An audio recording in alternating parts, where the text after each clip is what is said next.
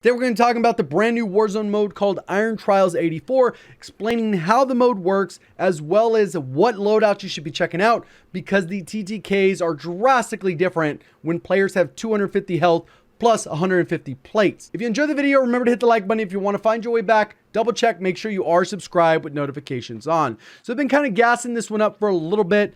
One of the main things we'll look at is the overall rules because that's the most important part. The first thing they did is decrease the round timers by 12%, which also impacts the speed of the zone to also speed up by 12%. And this shaves off about 2 minutes from a typical Warzone match. So instead of being like 25 minutes, it'll probably be closer to like 23, depending on give or take how the zones collapse. Loadouts, there's not going to be a free loadout. So that's not going to be at zone 1 and at zone 5. So the regain potential is going to be significantly harder as we go into stuff, but that's the way it should be. You should be kind of punished. You know, they shouldn't give handouts like that. It should feel like a battle royale. Those who want to use their custom build weaponry and gain access to perks will need to purchase them at a premium. So you still got to go to the buy station. Loadouts will still be available and you'll have to work with ground loot until then. So for vehicles, they simplified it. Only ATVs and dirt bikes, no Berthas, no helicopters, no buggies or whatever. And then the buy stations, they've gone and adjusted all the pricing, making everything more expensive. Armor plates cost $2,000 instead of $1,500. Gas masks is up by $1,000 to $4,000. Clusters are more expensive. Precision airstrikes. Self-revives are an extra $1,000. We have UAVs costing an extra $2,000, a 50% increase. And then loadouts also get that 50% increase. And then when it comes to the melee, here's a huge change, which is melee finisher damage has been removed. Settle the score with lead. And the specific thing right here, it doesn't mean melee damage is gone. Melee damage typically only does 80 or whatever the case is, or 100 or whatever the damage is. I don't remember off the top of my head. But there's also a thing that a lot of people in the community call as critical melee damage. And that's where you get a melee and then you follow it up with a perfectly timed melee that essentially does infinite damage. So if somebody has the 250 base health plus the 150 armor, it's going to take 5 melees to down someone, essentially using that formula. At least that's the way I understand it. Operator base health compared to normal health. All players' base health is increased from 100 up to 250. It's essentially like you're walking around fully plated and then you're able to tack on 3 additional plates. Kind of crazy there. The regen delay timer has also been increased from 5 seconds up to 7, so it's going to feel slower. And the regen per second has also been slowed. So instead of 120, how fast that thing moves up, you'll actually be able to visibly see it because it's now only 40 per second. So it may be wise for players to reconsider prefer perks and equipment based off of that information. Starting equipment, players drop in with the 44 Magnum and a sledgehammer. Loot, the item pool for the supply box and items found on the ground have been significantly altered from what we've seen in standard play. Obviously to match because the players have extra health. OTS 20 round mag is not going to be enough. This mode also emphasizes the importance of scavenging to survive, having the knowledge of where all the boxes were, basically how to loot, how to do contracts are going to be incredibly important. Common weapon attachments now start with an attachment. So if you get a gray blueprint, which would normally just be the weapon, no attachments, now you're going to be provided generally with an extended mags. Exception will probably be LMGs, where maybe they have an optic on there for something else. Rarity of spawn rates. Epic and legendary weapons are now harder to find. Players will have to open a few more boxes. So they've, instead if it was 8% drop rate, now it's 4 or whatever. So they've lowered that. And then there's also a new rarity, which in my opinion, kind of foreshadows what's going to happen with the Vanguard integration because it says new rarity called classified. These Black Ops Cold War weapons will spawn in with a few more attachments than usual, like an 8 attachment setup that we've seen in Cold War. When you use a specific wild card, it allows you to equip 8 attachments. This is what we're kind of looking at. We're going to get one of those weapons, but within Warzone, I think that's a way for them to play test the specific blueprint that later on they'll turn into sales opportunities with, hey, buy this blueprint, you'll get this 8 attachment, 9 attachment, maybe 10 attachment setup with Vanguard. And if you don't think that's the direction they're going, this is Activision we're talking about. It's more than likely going to happen. Kill streak drop rates have been reduced, so less time there. So stop spamming UAVs and start putting those senses to the test. Cash spawns, larger piles of cash are rarer now. Players will have to stay on top of scavenging for cash if they plan to afford a loadout. So I would imagine that the pacing of this is going to be much slower and the lobby is going to die out a little bit quicker, especially since they're starting it off with duos, I believe.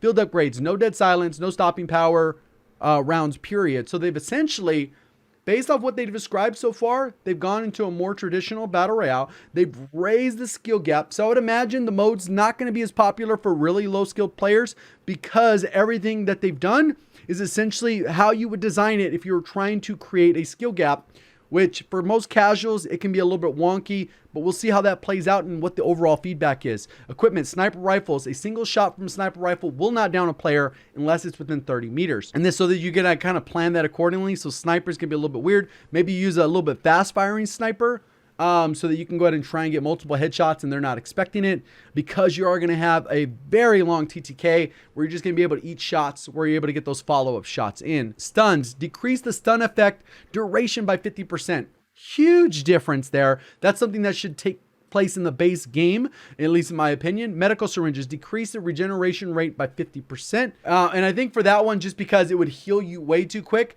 So even if they did it at 50% the rate, you're still going to fill up. It's obviously you got to time it right. So those could actually be pretty powerful. Get into a gunfight, you stim, and it's basically like you're fully plated in the regular Verdansk or Rebirth regular Warzone, right?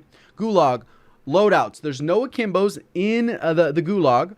No semi-autos, fully auto shotguns. So they kind of just limited the trash stuff.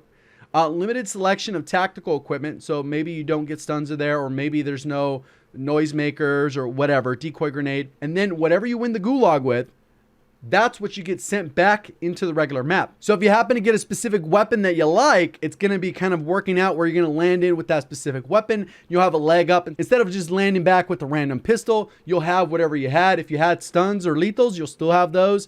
And obviously, even though this is specific to Gulag, you could still actually set up an akimbo loadout. They're not going to stop you from doing that, but this is specific to the Gulag. The playlist, like I said, it's going to be limited to duos, and I think this is for them to play test it. It's going to have a really big impact on the TTK. So how you're going to want to build a lot of your loadouts initially is how you would generally build it for quads, because you're generally taking on two people that have double the health, essentially, because they're going from 250 to 400. Even though it's not technically double, it's still a good opportunity there. So you would just build your loadouts a lot of the way you would quads, especially in this. Once they ramp it up to trios and quads, then you might have to limit some of those options, and we'll talk a little bit about that. Now let's go ahead and talk about TTKs, loadouts, and all that good stuff. So I've gone through and I updated this spreadsheet with all the various TTKs for the regular, 250 damage BR, but I've also redid it a little bit, but we also added a tab here for Iron Trials TTK. And what ends up happening is when we look at this one, it gives us a better idea of kind of what we're working with. When it comes to the long range options, I essentially took their long range damage profiles, figured out the TTKs, and then we were able to plug in those values, and you can kind of see how they lay out.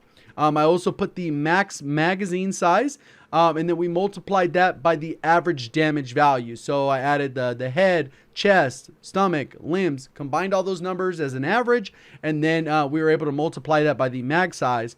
And then what this equates to in terms of downs. And then I put a competitive TTK, and this is kind of what I was using to kind of figure out what would be a reasonable long range option. Obviously, you can veer outside of this because these are generally most of the top meta weapons. But as they maybe converted over to trios, or maybe once you get into scenarios where people are regenerating health, the damage per mag might not necessarily be enough for you to deal with those amount of players.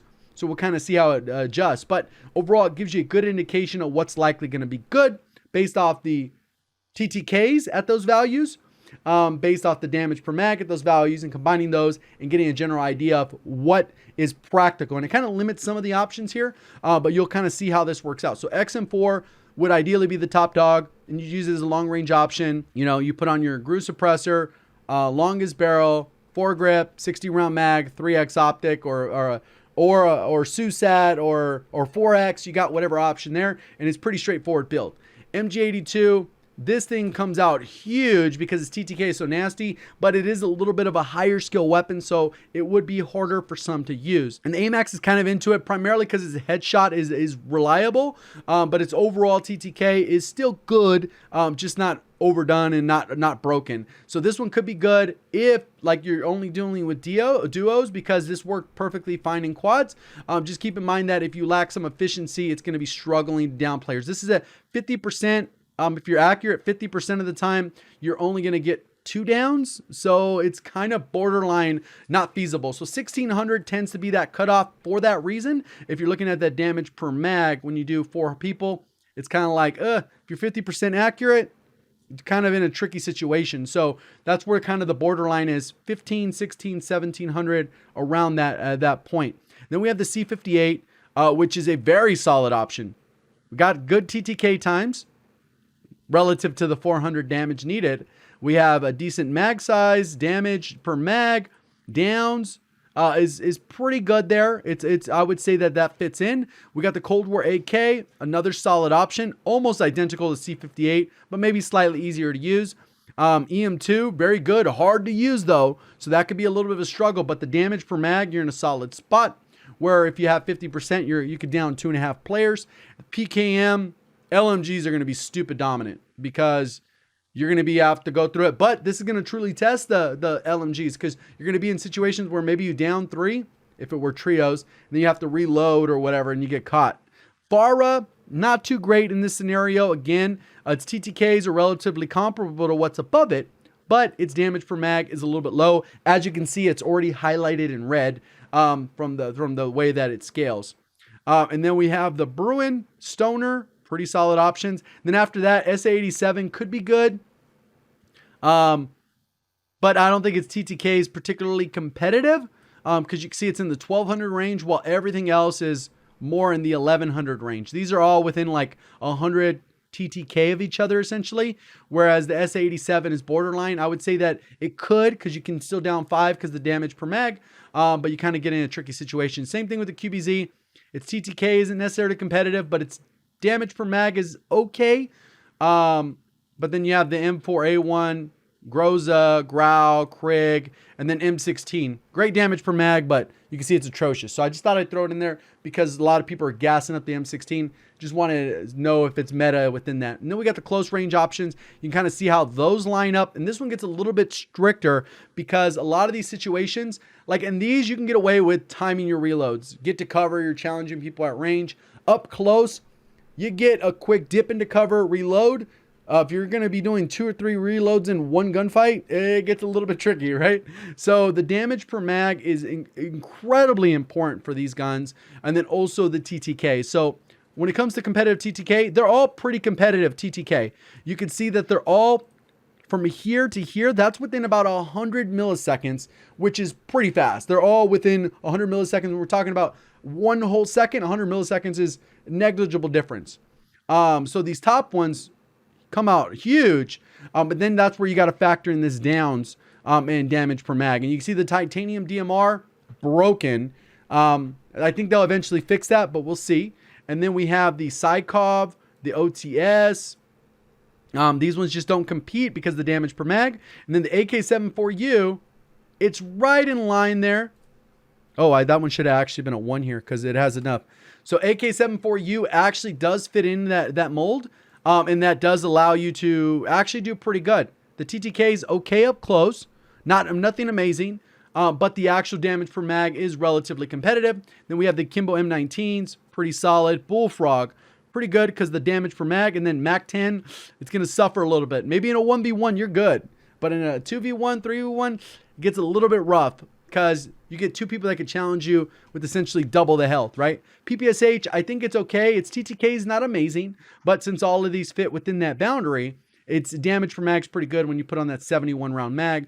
Bison fits in well, huge. Its TTK isn't nothing special, but its damage per mag will allow you to take on multiple people. So I think this is something you can view, and it'll allow you to scale your loadouts from when they switch from duos to maybe trios to quads. You can kind of get a better picture of what could stand out and what doesn't. And pretty much for all of these, you would just use the standard loadouts, but with the largest mag. If it was an option to have a larger mag, you would just go to the spreadsheet, kind of go down. I know I need to re-update these ratings again, but overall, you would just go with the larger mag in those scenarios, and then that would be the loadout you would use. And this is linked near the top of the description. And then one last thing, when it comes to perks, there's going to be a lot of variables that come into play because you got to consider that most people are not going to have 2 loadouts. Some people might grab Ghost off the rip, so they're going to be very penalized by their secondary, not having 2 primary weapons. So most of the map should not have Ghost, or they're going to be at a competitive disadvantage other than the fact that they can hide it a little bit better with Ghost. When it comes to double time, could still be useful in terms of mobility because maybe you need to outrun that gas instead of getting caught. EOD is always clutch, but might not be a big a deal now because you got that extra health, extra armor. It'd be very unlikely that this damage would kill you, almost unless you're direct impacted. But at the end of the day, EOD would help with that. Scavenger, unnecessary. So it kind of really leaves you with a couple options. Cold-blooded, which will definitely help out, especially if people have the combat scout, which we'll talk about, should be unlikely. It kind of leans us towards quick fix. You end up with quick fix or double time. Quick fix would help you in a clutch. You're down one, you're going to immediately start rezzing. I don't know if you necessarily have to thirst them or not. I don't know. I think it works different in Rebirth than it does in the regular mode, and then they changed it halfway through. So I don't remember off the top of my head which one it is, but generally that's the way you go. And then you can go restock, which stuns are nerfed, so they're not going to be as strong. Hardline can come in clutch because maybe you use the buy. Tempered, less valuable because it makes up way less of your health. The plating is the least important part. It's more the regenning portion. Overkill could still be good. High alert's not going to be as useful because the TTK is going to be so high that you're going to be able to turn, reposition, and get to cover. Essentially, person's got to kill you twice. That's how long the TTK is. Ghost could be good. So you kind of got hardline could be good.